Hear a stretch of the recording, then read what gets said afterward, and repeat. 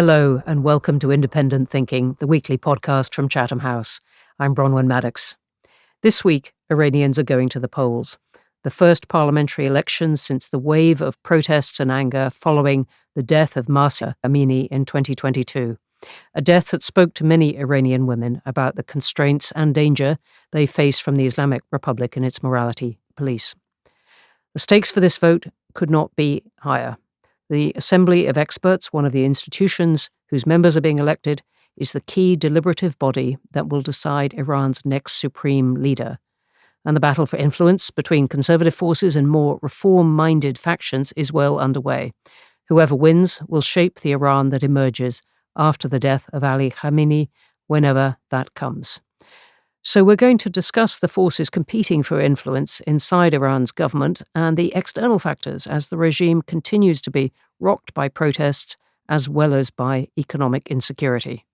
We're also going to talk about Iran in the Middle East and beyond. Iran's axis of resistance, its proxy groups, are now active across the region, and we'll look at the clashes between those and the United States and the implications if Iran were finally to reach and choose to reach the long-feared breakout point and become a nuclear weapons state. Big questions. So joining me in the studio to answer them is Dr. Sanam Vakil, the director of our Middle East and North Africa program. Welcome. Thank you, Bronwyn. Great to have you back. And joining me down the line from Riyadh is Greg Karlstrom, the Middle East correspondent for The Economist. Welcome. Thanks for having me. Great to have you here. And finally, joining us from the BBC is Siavash Ardalan, a journalist with BBC Persia. Welcome, Siavash. Happy to be here. Great. And you were just telling me before we started that you have 20 million followers on Instagram within Iran, as well as the TV service?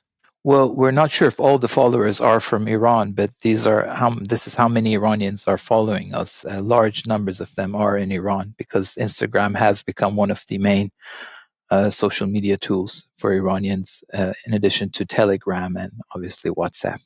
Absolutely fascinating. Thanks very much indeed for sharing that. Sanam is nodding as you were mentioning Instagram. Well, let's start with these elections and the people and the kind of choices who are going to decide Iran's next leader. Let's start with the very basics. What is the Assembly of Experts? Sanam, I wonder if you could tell us. Sure. The Assembly of Experts is a body of 86 clerics that are elected every 6 years and theoretically tasked with electing the supreme leader. There's only been one election of the supreme leader, and that was in 1989 after the death of Ayatollah Khomeini. Ali Khamenei was elected in that body. And secondly, the task of the Assembly of Experts is to oversee the supreme leader's responsibilities. Theoretically, that is their responsibility, but in practice, we've never seen the Assembly of Experts ever exercise any oversight or criticism of the supreme leader.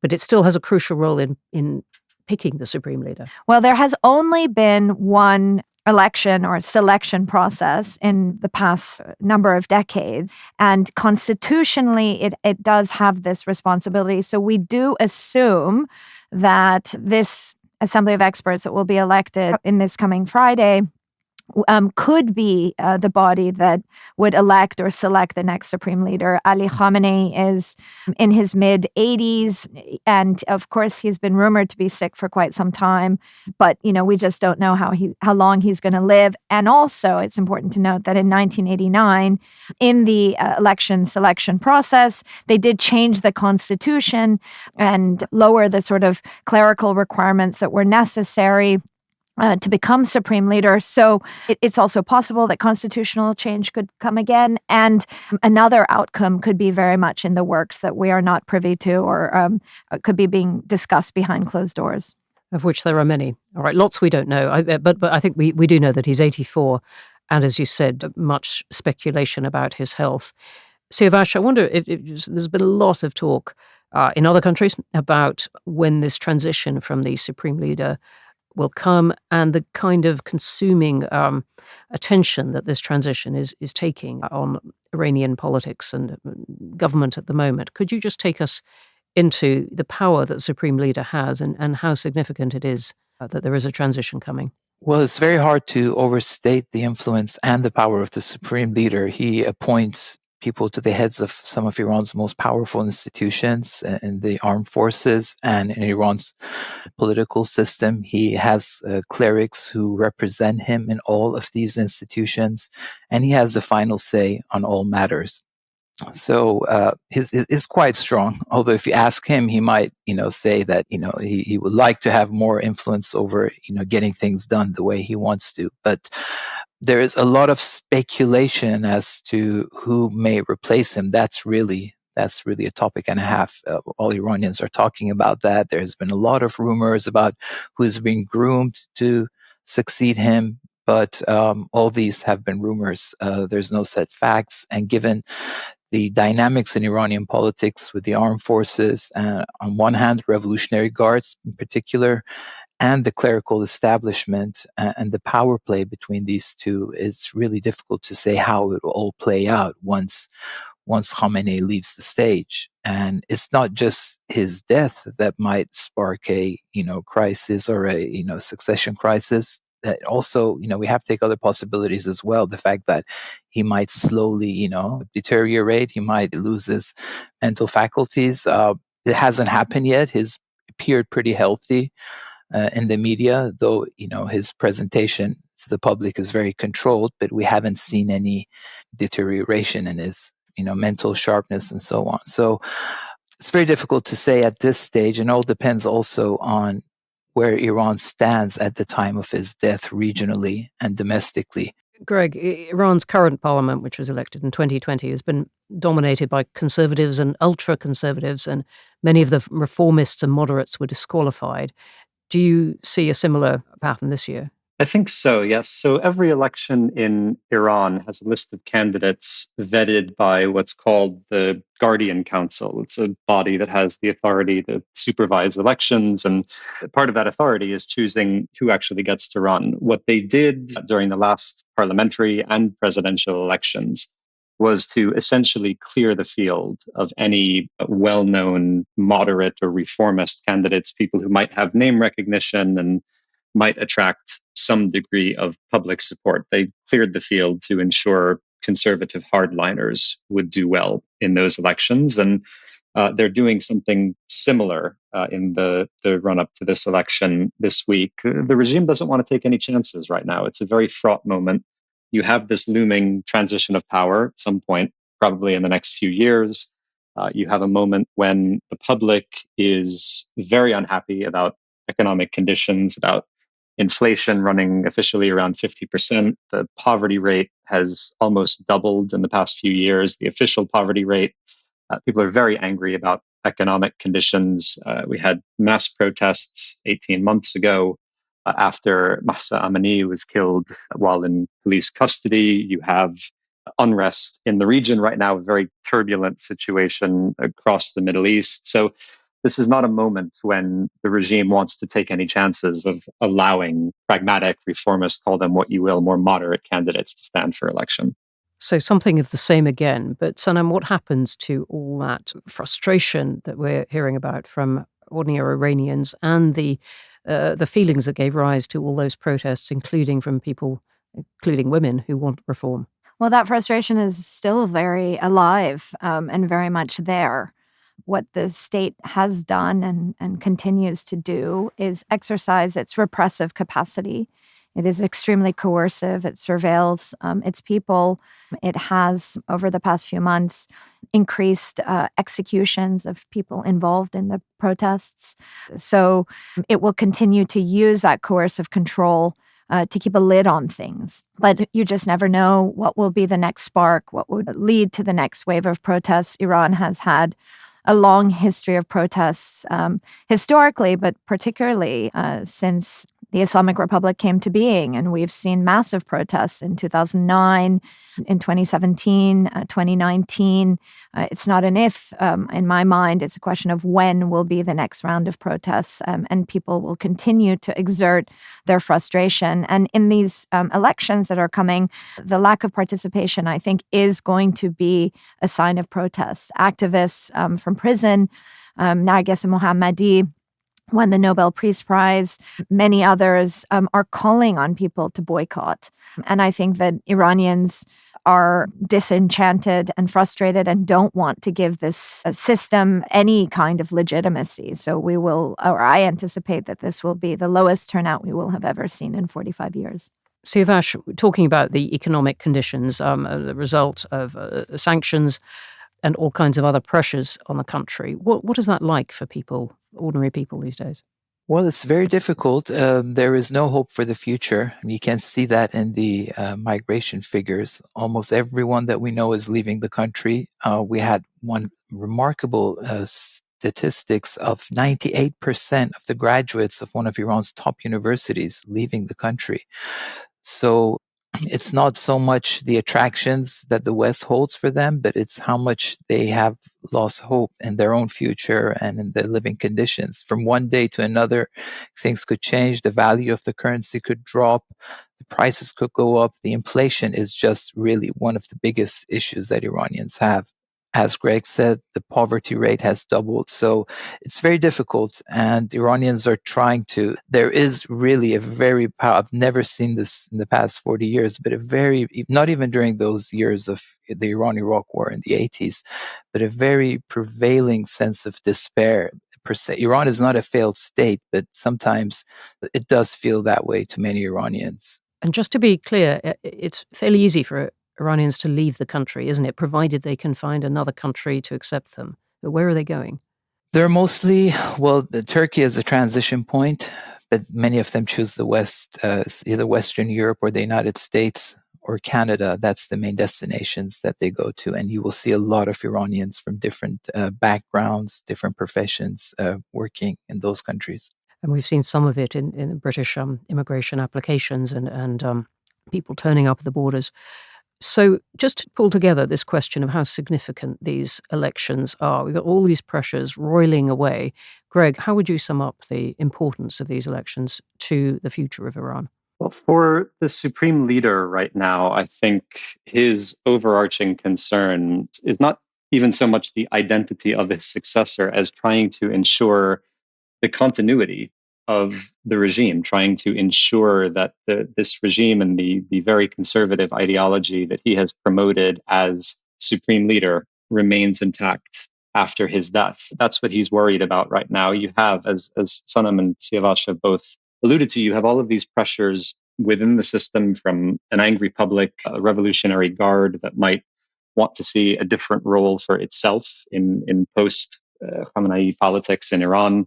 You have pressures from outside in the form of sanctions, this sort of shadow war between Iran and Israel, and this increasingly hot war between America and Iran over the past few months. You have big questions around the long-term viability of this regime, and there's a feeling that this looming succession is going to do a lot to decide. It's a make or break moment. It will decide whether or not and for how long this regime is able to endure. Sanam, do you agree with that? Yes, I definitely do. Really make or break that there is a chance for reform in these elections? Because we've been hearing this picture of despair and reform-minded candidates not being allowed in. Well, the elections not per se, but the trajectory of the Islamic Republic is contingent on the political establishment maintaining control and continuity. And that can happen only by having a cohesive elite that is united in spite of external pressure that continues and internal pressure. And it's important to note that the elite remain united in every protest. You don't have massive exodus or criticism coming from within the system itself. There is an impulse of self-preservation for the system, for the Islamic Republic, and for these people who are part of that system. Greg was mentioning Iran in the Middle East and beyond, and the tensions with Israel and so on. And I wondered, Siavash, if you could then take us into the second bite at our topic, which is about Iran's role. First, the axis of resistance, as it's been called, Iran's backing of all these proxy groups like Hezbollah, indeed Hamas, the Houthis. How deliberate do you think that strategy is? Well, I think it's part of Iran's doctrine. Iran doesn't have a very powerful armed force. I mean, conventional forces. It doesn't have a very powerful air force. So as one pro-regime commentator aptly put it, this is Iran's deterrence, or this is Iran's instrument of projecting its power in the region. These proxy groups, they have evolved, they have transformed. They're not the same as they were maybe 10 years ago. But these are tools that Iran advances or perceived national interest in the region. And they're very significant in that they have so far proved to be a deterrence. And a deterrent to what? Well, to the calculus that the U.S. or Israel might have in trying to take Iran militarily, trying to stop its nuclear program. I mean, we've been the past 10, 15 years, there's always been talk of the possibility of a confrontation between Iran and Israel has always been looming. There's always threatening from both sides. The authorities are threatening each other, very bombastic language. Each time you think a war may be imminent, but it's not. So I'm sure that is part of that factors into it. But how would that work? Yes, for Israel, it's long said this is absolutely intolerable, the idea that Iran could actually have a nuclear weapon. Obviously, Iran's been making quite a lot of progress towards that. But how does supporting groups like Hezbollah, indeed Hamas, the Houthis, how does that deter Israel rather than, for example, enrage it further? Well, it's a double-edged sword for Iran, isn't it? I mean, Iran plays this game of brinksmanship, but just knowing how far it can push the U.S. or Israel, and then it, pulls back. But at the same time, well, you look at the discourse in the geopolitics, you see Iran has all these forces, the Hezbollah force amassed on Israel's northern border. It has these forces in Syria, in Iraq, in Yemen.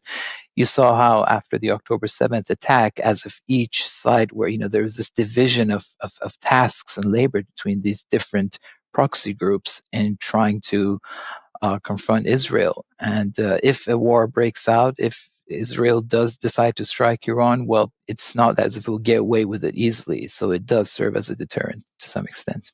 Out of interest, do you think the October 7th attacks were directed in any sense by Iran, something the regime denies? Well, depends on what you mean by direction. It's very difficult to say. I mean, at the end of the day, Iran does support these groups. They may have not exactly checked with Iran with dates and times or, all the operational details, but maybe Iranian authorities knew that such an attack would at some point take place. I don't know. It's very difficult to say. But obviously, there was a willingness on all parties not to put Iran on the center stage and trying to, create that momentum towards somehow confronting Iran after the October 7th attack. All parties decided to, for the time being, to leave Iran out of it and just to strike back at Hamas itself. Salam, how far do you think Iran wants this instability to go? It's, I think, a key question. I think for what we have learned since October 7th, and I think for those of us that follow Iran, perhaps this was known, Iran's primary interest is Iran. Territorial integrity and security and stability of the Islamic Republic of Iran. And as Siavash mentioned, the axis of resistance is Iran's deterrence. It's its forward defense policy. And it is very happy and willing to use its network. I wouldn't describe the axis anymore as proxies. It's very much a network that's transnational, that's interconnected, that works together. Does it call it the axis of resistance? In theory, yes. The name was given in response to the axis of evil. Yes.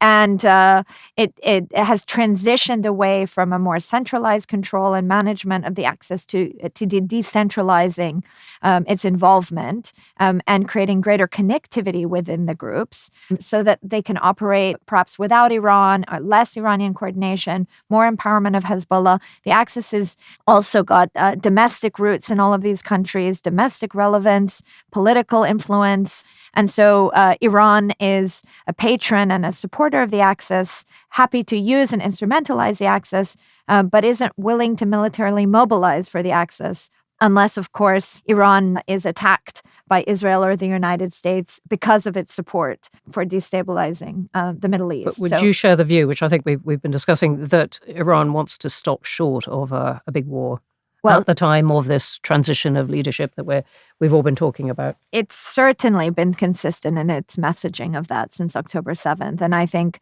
what we've seen is that Iran won't go beyond its own borders unless it sees its security and stability damaged. It wants the access to emerge from the war on Gaza fully intact. It wants to preserve Hamas's capacity, and it wants to play a longer game because I think the Islamic Republic anticipates that, when the war on Gaza finishes, there is going to be a broader conflict, perhaps a more animated period of tension between Israel and Iran. And so Iran needs to be ready for that. Greg, you're sitting in Riyadh, and we were chatting just before this podcast started about how all roads seem to lead to Riyadh in many foreign policy discussions at the moment. Just tell us a bit about the state of that unexpected alliance between Iran and Saudi Arabia brokered by China. It's remarkable to think about 18 months ago when the protests were ongoing in Iran, if you picked up a Saudi-funded newspaper, turned on a Saudi-funded television station, there was wall-to-wall coverage of those protests. If 50 people came out to demonstrate in a small, remote provincial village that no one had ever heard of, that got 4 minutes of coverage on the evening news. There was real enthusiasm about the prospect of perhaps some kind of political change or unrest in Iran. And you fast forward 18 months later, and just a few days ago, the Saudi government sent officials to join a ceremony outside the Iranian embassy in Riyadh commemorating the anniversary of the Islamic Revolution in 1979. There's been a huge shift in how Saudi Arabia publicly discusses and perceives its relationship with Iran. And that, as you say, it dates back to this rapprochement almost a year ago today that they struck in Beijing that was building off diplomatic work they had done for years prior in Iraq and in Oman. And it was following in the footsteps of the United Arab Emirates, which did its own reconciliation with the Iranians several years ago. And all of that comes from a feeling of vulnerability in the Gulf over the past few years. They're worried about the prospect of conflict with Iran spilling across their borders, as we saw when Saudi's oil facilities were attacked with Iranian support in 2019, as we saw when a drone hit Abu Dhabi in 2021, killing 3 migrant workers. There's a fear in the region about the possibility of conflict with Iran, and there's a desire to seek détente.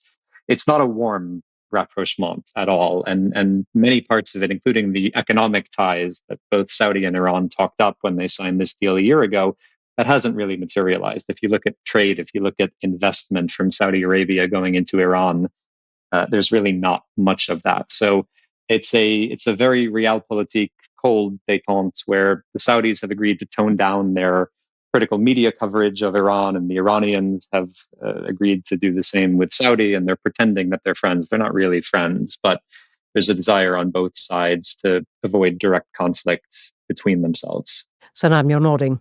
Yes, I mean, I agree wholeheartedly with Greg. And both sides, through this reconciliation, have understood that direct dialogue and engagement offers some off-ramps.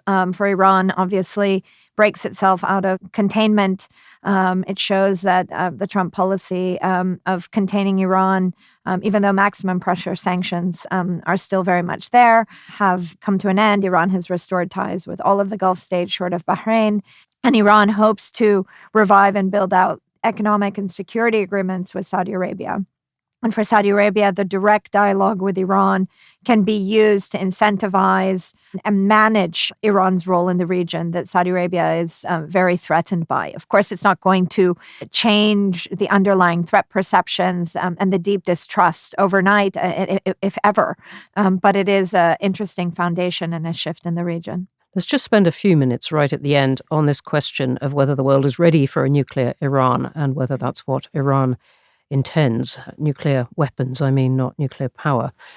Siavash, I wonder if you could take us up to date with where Iran is in this sometimes sprint, sometimes edging motion towards having enough enriched uranium to make a weapon. Yeah, I think there's a lot of merit in the belief that Iran aims to become a threshold nuclear state. According to the latest assessment I have read, Iran is only a week away to produce enough enriched uranium for its first nuclear weapon and 1 month for 6 nuclear weapons. But of course, it's the issue of weaponization and delivery as well. Bottom line, it's said that it'll be about 6 months away. Iran is 6 months away from being able to mount its nuclear weapons on ballistic missiles if it so chooses. Now, that, it's one question, it takes 6 months and then the ball would be in the US and Israel's courts. If Iran does to do that, what course of action would they decide to take? So it really depends on when Iran decides to weaponize its nuclear material and then what the US and Israel subsequently wish to do. And you put it as when, not if. Do you think that is the working assumption? They want to take themselves right up to the threshold, as you said, within easy reach, at least. I think that's the intention, yes. But deciding when to mount those weapons on ballistic missiles, I think that's, as you go along, they will decide, when to do that, depending on what happens. And that's the question, I think, where the issue of Khamenei's, if Khamenei passes, what will happen and what will be Iran's policy. I think that also bears a lot on this question as well, because I think if he passes... We could say when on that one, at least. Yes, we could. As solicitors keep reminding me. I think Iran would have more incentive to go for the nuclear bomb if Khamenei passes, given that the Revolutionary Guards will be holding our levers of power, and they probably would have more justification by saying that now that he's dead, his fatwa against using nuclear weapons can be revoked. Craig, how do you think the US and Israel might respond, and in fact will respond to this picture that is with us already?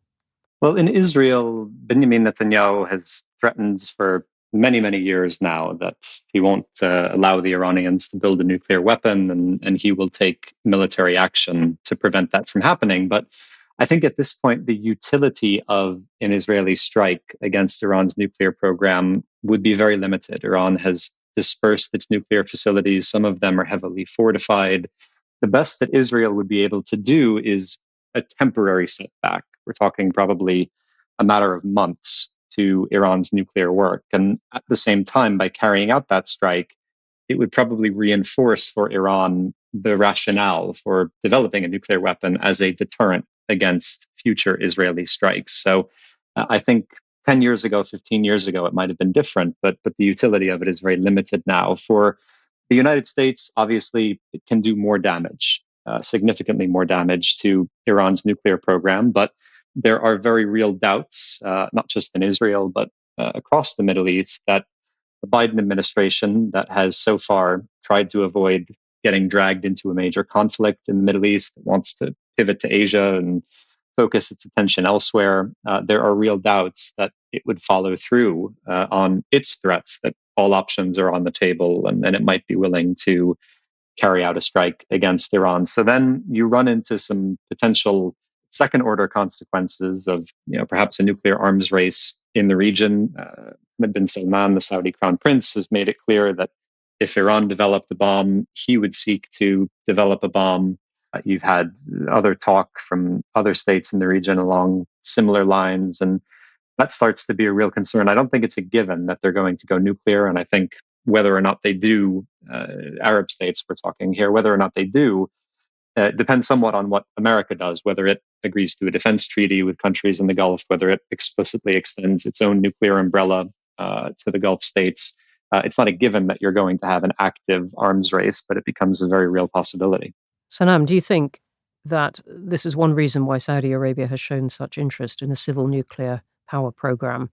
One of the things it wanted out of normalization deal with Israel, it wanted the US to help it with. Well, it's part and party of its Vision 2030 and its transformation, decarbonization and diversification program. And certainly states in the region have seen investments in civilian nuclear energy as important for their economic development. It has been hinged to normalization, but I think this is much more about bilateral U.S.-Saudi relations rather than connected to Israel. Certainly, Israel is a party to what could come if normalization gets off the ground. Israel would have to underwrite and support the development of a Saudi nuclear program because of its undeclared nuclear posture in the region. But it's the U.S. that Saudi Arabia is seeking guarantees from, defense above all particularly in the context of regional insecurity in the Middle East and declining U.S. interests, as Greg spoke to, and trying to define what that defense agreement between the U.S. and Saudi Arabia would look like is also connected to the inconsistency of U.S. presidents and their policies to the Middle East. So they want to anchor their relationship in a bipartisan way to avoid the democratic shifts in American politics and have consistency above all. Greg, just going back to your point, we've been describing this very much as Iran's choice, if you like. Obviously, Donald Trump when he was president, took the US out of the JCPOA, that's the Iran nuclear deal, and Iran then shot ahead with its nuclear program, which had been advancing anyway. Does it make any difference at this point who is president of the US in terms of whether Iran is deterred from getting a nuclear weapon? I think what happens in Tehran arguably happens more than what happens in Washington. I mean, as you say, we've had two now diametrically opposed approaches to Iran policy over the past almost 8 years. Outright hostility and unilateral sanctions from the Trump administration, and then a Biden administration that came into office promising to revive the JCPOA and has been consistently unable to do that. And part of why it was unable to do that is because it made some early missteps. It was very slow about reviving the talks with Iran. It missed perhaps a window of opportunity when Rouhani's government was still in power in Tehran. Then Ibrahim Raisi comes in at the head of an arch-conservative government and seems happy to just string along the Americans for years of indefinite talks. And we ended up in a situation where before October 7th, they were negotiating not a return to the nuclear deal, but an almost undeclared mini deal where the Iranians would perhaps freeze their nuclear program in place in return for some very modest sanctions relief from the Americans, a far cry from what was in the JCPOA. I think the conservative government in Tehran first doesn't want to get fooled again, doesn't want to do what Rouhani's government did and sign a deal with the Americans only to have it ripped up. And I think the government also has convinced itself that it can get by without sanctions relief, that it can look to China, it can look to Russia, it can look east, as they say, and find other economic partners and find a way to survive despite continued economic sanctions. And I think unless the attitude changes in Tehran, I'm not sure America is going to be very successful trying to negotiate even under a second Biden term. Siavash, just knitting this together with our first questions about the election, do you see this being a factor in the elections at all, that there might be some change in Iran's strategy on this? I don't think the election per se in itself marks any change in Iran's policy. It's largely become irrelevant to Iranian politics at this stage, other than the fact that you're just seeing the emergence of really a new class of ultra-conservative figures emerging in Iran and marginalizing even the center-right figures, let alone the reformists. And as far as the public is concerned, there's always been talk about whether to boycott the election or not, but the situation is such that the pendulum has swung completely the other way, and it seems that people are largely going for the boycott argument. So I don't think this election bears any really significance to Iran's overall policy, whether in the region or domestically. And finally, Siavash, just tell us when to look for the results of these elections, which happen on Friday. Usually for parliamentary elections, it takes about 48 hours for us to have a good picture of who has taken the most seats, which faction or which group. And then as the days progresses for more outlying provinces, the numbers come in. But I think by Sunday, we'll have a good picture of who has won the elections, most of the seats in parliament and in the Assembly of Experts. Thanks very much indeed. Well, we're going to have to stop there, but we will be looking out for what happens over this weekend. A huge thank you to my guests, Sanam Vakil, Greg Karlstrom, and Siavash Ardalan. Do follow them all on X. Their details are in the show notes. And a reminder that you can find all of our podcasts on all major platforms, as well as through our social media. So please do like, follow, subscribe, and leave us a review. To read more from all of our experts, and to find out more about our events, and we're coming into the prime spring-summer season of events, don't forget to visit chathamhouse.org, and you can also find there the work of our Middle East and North Africa programme. Next week, you can expect the episode to arrive a little later next Friday, as we're going to be talking about the State of the Union and the electoral battle underway between President Biden and Donald Trump. So keep an eye out on Friday afternoon, wherever you get your podcasts, for our State of the Union special. Goodbye from me, Bronwyn Maddox. See you soon.